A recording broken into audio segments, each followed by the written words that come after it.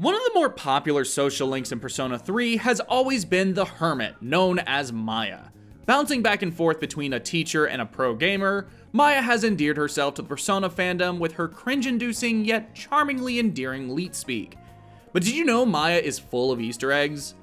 Well, not literally full of them, but her social link consistently makes references and callbacks to past Atlus games. These Easter eggs cover the whole gambit, from past Persona titles to the games that helped Atlus first make a name for itself in Japan. Some references are exclusive to specific regions and languages, while Reload even adds some brand new details of its own. So let's break down 12 of these references and see just how deep these cuts are. Across all Western versions of Persona 3, the MMO you play is titled Innocent Sin Online. While nowadays it might fly over some people's heads, the name is actually reused from the subtitle for the first Persona 2 game. You see, Persona 2 is actually one larger story told across 2 games, the first of which is called Persona 2 Innocent Sin. However, in Japan, this MMO is not called Innocent Sin Online. Instead, it's called Devil Busters Online, which is a reference to Digital Devil story Megami Tensei 2. Despite being a sequel to the first Megami Tensei game, this second entry acts more like a prototype for what would become Shin Megami Tensei, which would eventually birth the Persona series after the success of Shin Megami Tensei If. Before we move on from the MMO's name, let's take a look at its brand new logo added in Reload. Yep, that sure does say Innocent Sin Online. But what you might not realize is that this logo is actually done in the style of the Japanese logo for the Atlus game Devil Summoner Soul Hackers. This reference is also made in the Devil Busters Online logo in the Japanese version. Upon booting the game up for the first time, you are greeted with an introductory message from a man named Phil.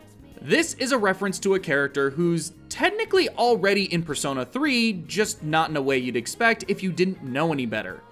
Phil here is named after Philemon, the true master of the Velvet Room, and a major character within the grander lore of the Persona series. However, starting with Persona 3, his presence was reduced, being treated more like an Easter egg in P3 and 4, while debatably being entirely missing in P5. But where exactly does this man show up in P3? Let me ask you this. Did you watch the opening cutscene? There you go. He's right there. He can transform into a butterfly. Now, for Japan, Philemon isn't referenced at all. Again, the MMO is actually a reference to Megami Tensei 2, not Persona. Instead, you get a message from Steven, a character from Shin Megami Tensei 1. Much like Philemon, he too plays a mysterious role throughout that series, appearing in SMT 1, 2, If, 9, Imagine, 4, and 4 Apocalypse. He's based on Stephen Hawking. Innocent Sin Online's starting location actually differs between Reload and previous Western releases of Persona 3. In the past, the MMO had you starting in the Lunarvale Hospital. Lunarvale is the localized name of the town the first Persona game takes place in, specifically in the Revelations Persona release.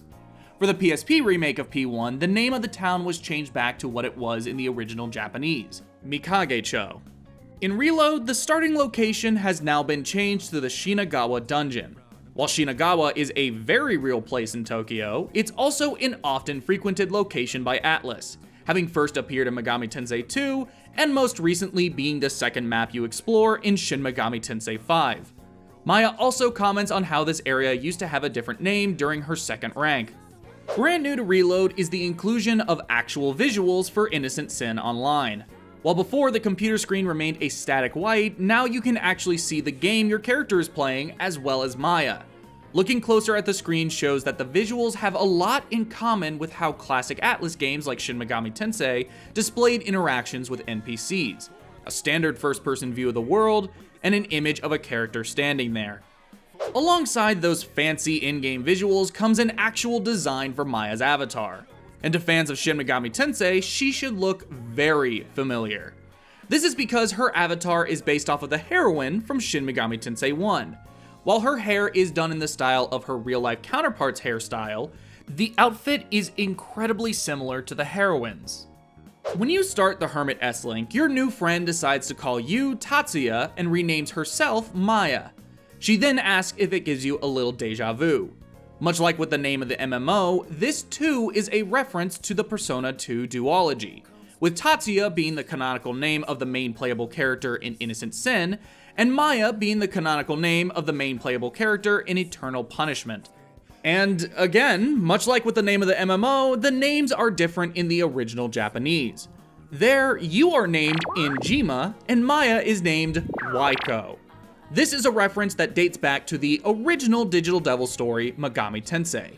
That game was an adaptation of a Japanese novel of the same name, which was about a high school student named Nakajima and his classmate, Yumiko. Going back to the Maya from Persona 2 for a second, among diehard fans, she is a massive favorite due to her charming personality and positive attitude. In fact, she's so positive, the fandom has latched on to one quote of hers, "Let's positive thinking!" which is a quote from the Japanese version of the game in which she's clearly supposed to be saying, "Let's think positive." Keeping in spirit, Persona 3's Maya repeatedly says the line all throughout the social link, though it's always the correct version of the line and not the funnier version. Back when Maya first comes up with your name, she asks if it gives you deja vu, and you are given the option to say, "That's clever." If you do, she will be surprised that you understood the reference and will follow that up by telling you to rescue her if you see any jokers. While your first thought might be the main character of Persona 5, this is actually a reference to a recurring title in the Persona 2 duology. In both titles, there are two different individuals who both go by the name of Joker while terrorizing the town. While most of your conversations with Maya focuses on her life, you can actually learn a few details about what you do in Innocent Sin Online. One of those details is the repeated references to, quote, "wrecking demons," all but confirming that this is who you fight in the game. Demons are actually the majority enemy type in Atlas games, whose origins can be traced back to Digital Devil story. Another endgame term Maya occasionally says is Traesto, which is usually followed by her leaving in some fashion, either by logging out of the game or teleporting somewhere else. This is because Traesto is a spell used in Shin Megami Tensei 1 and 2, as well as Persona 1 and 4, that instantly warps you out of the dungeon you're currently in. And finally, during Maya's third rank, she gets drunk and proceeds to dance crazy. This is a reference to Persona 1, in which your party member Mark dances crazy. With there being so many releases of the game, whether it be FES or Reload, Western or Japanese, there are a ton of Easter eggs hidden in plain sight all throughout the Hermit social link. Were there any others we missed in her S-Link? Or maybe there are references hidden in other places throughout the game?